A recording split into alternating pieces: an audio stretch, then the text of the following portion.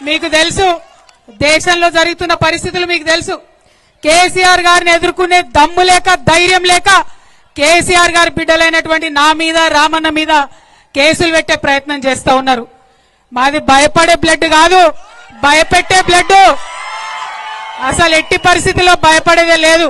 మేము తప్పు చేయలేదు కాబట్టి నా మీదైనా రామన్న మీదైనా కావాలంటే ఇంకెవరి మీద కేసు పెట్టుకున్నా బీఆర్ఎస్ నాయకులం నిప్పు కనికల్లాగా బయటకు వస్తామని చెప్పి ఈ సందర్భంగా తెలియజేస్తా ఉన్నా.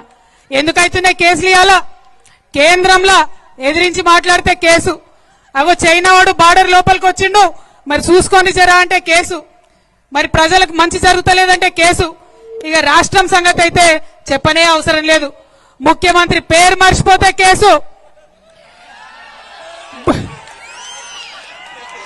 భూమి ఇయ్యకపోతే కేసు, రైతు భూమి ఇయ్యకపోతే కేసు,